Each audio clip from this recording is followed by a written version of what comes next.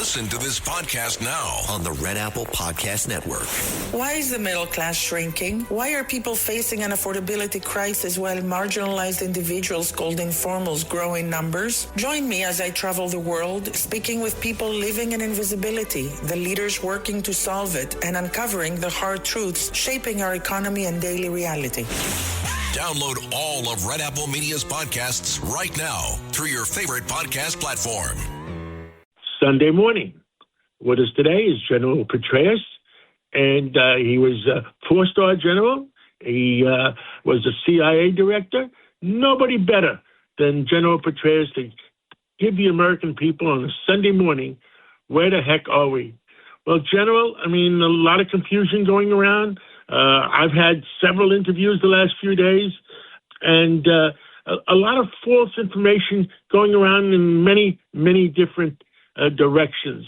So I guess the American people are waiting on you to find out what really is going on. Thank you, General Petraeus, for being available. Well, it's always good to be with you, John. Thanks. Look, I think the military campaign, the operational campaign against Iran is going very impressively.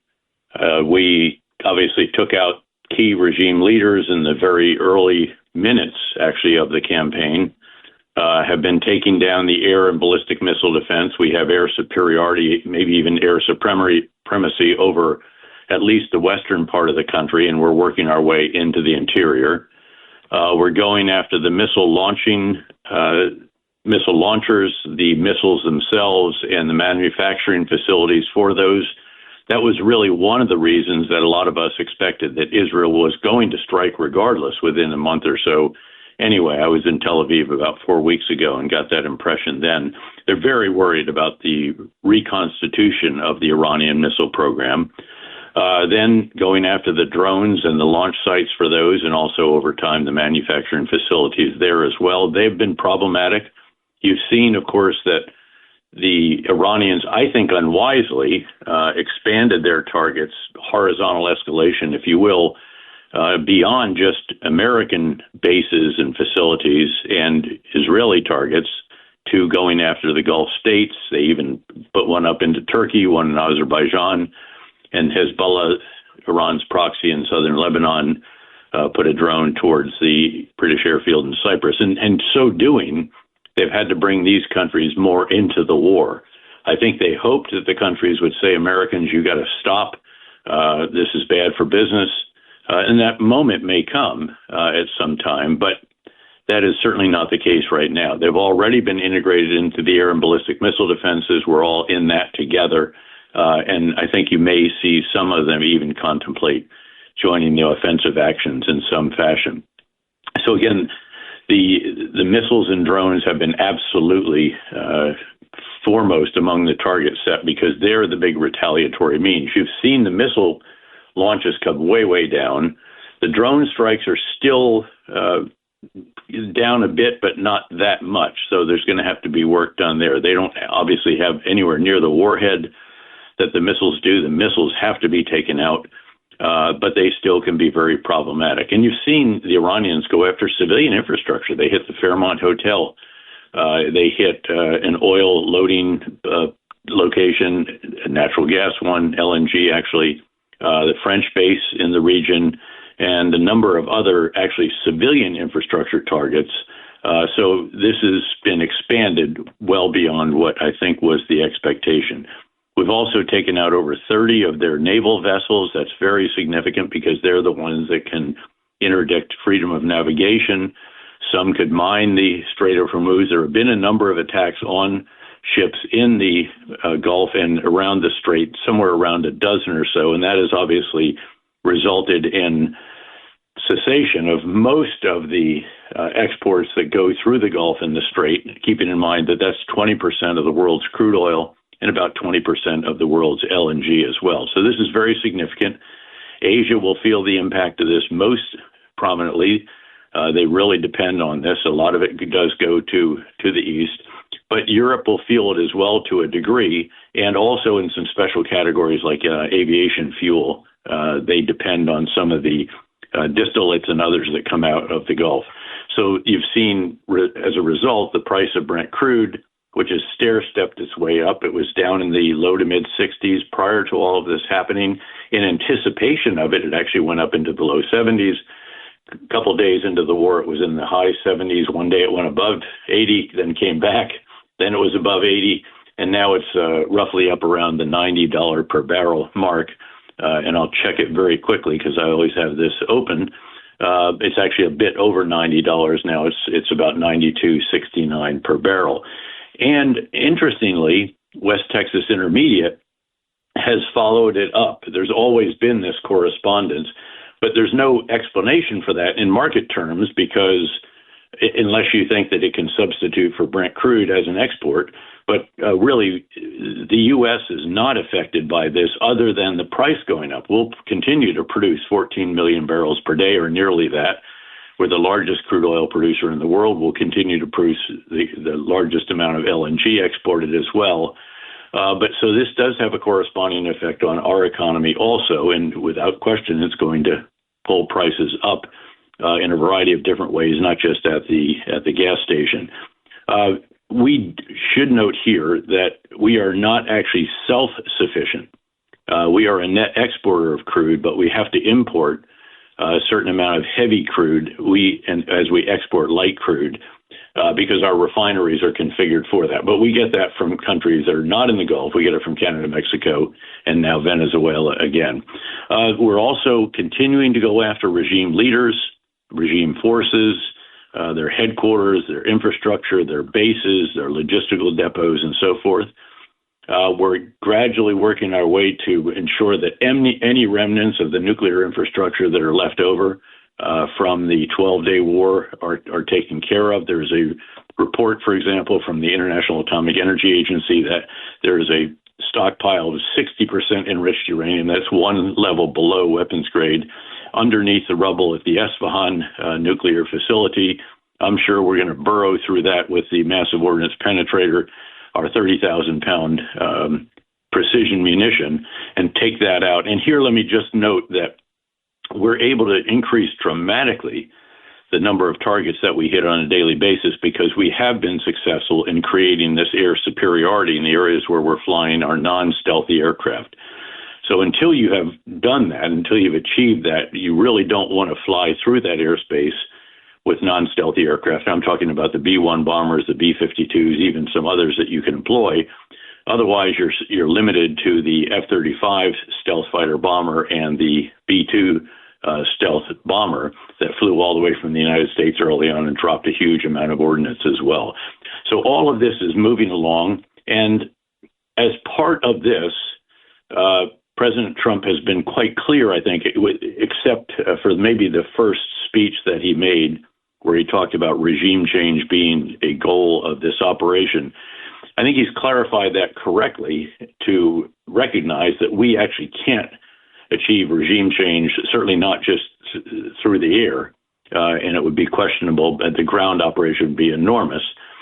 So he has essentially said that it's really up to the Iranian people, Iranian break-off elements from the regime, whatever it might be, that could topple the regime, with us creating conditions to make internal political change possible. And that recognizes, I think, that it is possible that when it's all said and done, and I think he'll determine when it's all said and done, and he'll declare victory at the point that we have taken care of all these different targets sufficiently, you still could have the regime in charge. You could end up with a hardline successor. The Assembly of Experts was trying to meet the other day to select the successor to Ayatollah Khamenei, and they got bombed. So they're having to look for an alternate place, I guess. It's a bit more secure and deeper underground. But they are generally hardline clerics and presumably would pick someone who's like them to head the regime. That's one possibility. You could have a somewhat more pragmatic figure, or even a group, a collective leadership arrangement where there might be a bit more pragmatism. And that's going to be very important because if you have this, again, a very hardline ideological cleric leading for whom success is nothing more than the regime has survived. No matter how much rubble and destruction is around him as he shakes his fist at the world, then you could have the prospect of challenges in the Gulf region for some time if we have to keep going back and bombing them periodically to deal with whatever threat is emerging, missile, drones, nuclear. Then you start to challenge the business model for the Gulf states, of course, which are havens. They're peaceful, they have good governance, rule of law, very high standard of living, and all the rest of that. So that's how this is moving along. There is talk of some internal opposition. The Iranian Kurds have been featured in this. Keep in mind that there are numerous other minorities. There are Azeris from Azerbaijan. There's, again, the Kurds. There's the Baluch from western Pakistan. There are Sunnis. So there are a number of these different groups, any one of which or all could rise up in some fashion. And the truth is you could end up with a civil war as well, although I think that it is more likely that the regime will survive, and the question will be the character of the new supreme leader and whether that individual is willing to work with the United States to give up its foolish quest for a nuclear weapon, which has brought them so much damage and destruction, and be a reasonable neighbor, a responsible stakeholder, as the saying goes, or wants to continue this very hardline approach, which has brought Iran, again, to extraordinary loss, damage, destruction, and the people experiencing poverty at home and isolation abroad. General, is our enemies, whether it's Russia or China, I mean, it looks like President Trump has allowed the Air Force, the Army, the Navy, all armed forces to pull out all stops on this one. Well, are our enemies surprised at our abilities? Well, I think the world is very impressed by what it is that we are doing. Keep in mind, of course, we're not using all our capabilities. You haven't seen the 82nd Airborne Division jump into Tehran or anything like that, and I would not expect to see that, frankly. I think that President Trump has articulated many times what he sees as the lessons of Iraq and to a degree of Afghanistan. But no, I think that, when you read I think very good press, The Economist and others, there's a degree of marvel at the extraordinary capabilities of U.S. and also, I should note, Israeli defense forces. What they've done is very, very impressive. Now, there are some issues here that should be identified, and one of those is what's called the missile math. There is concern. In fact, the reason the president had all the military-industrial complex leaders together yesterday was to exhort them to dramatically increase production of critical munitions and weapon systems, especially Patriot, THAAD, and SM-3 missile interceptors. This is the ground system, the terminal high-altitude area defense system, and then the system that is on ships, which is similar to a Patriot. If you look at the numbers that are officially out there, we produced about 620 Patriot missile interceptors last year. Those are all around the world. And you look at the number of missiles that have been sent toward the west side of the Gulf, and at some point, I'm not sure that you can continue to shoot two to take down one, which is the normal protocol. So the missile math is starting to get, again, a bit worrisome. I think that was one of the factors that led to the end of the 12-day war on the 12th day. I've talked to people in Tel Aviv who said, yeah, we were looking at how many interceptors do we have left and how many missiles and launchers do they have left, and it was getting a bit uncomfortable. So we have to keep an eye on that, just recognizing how many were produced. I think the goal is for this fiscal year to have 2,000 Patriots and again, hundreds of these others. But of course, we've shared some of these with Ukraine, rightly. They are facing this. But Ukraine also has learned how to deal with drones, and we need to learn how to do that as well. In fact, I co-authored an article that was in foreignpolicy.com 2 days ago. You might put a link to it on the website, that talks about the drone attrition trap, where above all, you don't want to be in a position where you have to use a missile interceptor, which costs $2 million or more, to take out a drone that costs $20,000 or $30,000. And these are the Iranian Shahed drones, which, of course, they provided to Russia early on in the war. Then Russia got the means to manufacture them and did product improvements. They put a jet engine on it, larger warhead, can fly higher, faster, and so forth. And the Ukrainians have learned how to shoot them down with their own drones. In fact, I went out on a counter-drone intercept mission about 4 or 5 weeks ago when I was in Ukraine on a frigid night, and the skill of these guys is extraordinary. The lead pilot in that particular crew had taken down over 100 Russian drones. We're going to have to learn very rapidly how to do this ourselves, and also how to help our allies and partners in the region learn that too. It's a new type of war. I understand that. It is. General, it really is. Yeah. And in Ukraine, which is the future of war, as we've discussed before, it's unmanned systems against unmanned systems. Right now, they're remotely piloted, but not too far in the distant future, there will be autonomous aerial drones at the very least. And then you can have swarms of drones because you're not limited by the number of pilots that you have. So we have to anticipate that rather than react to that. General, thank you for giving us the most complete briefing of the year on a Sunday morning, and let's catch up again real soon. Always a pleasure, John. Thanks for the invitation. Thank you.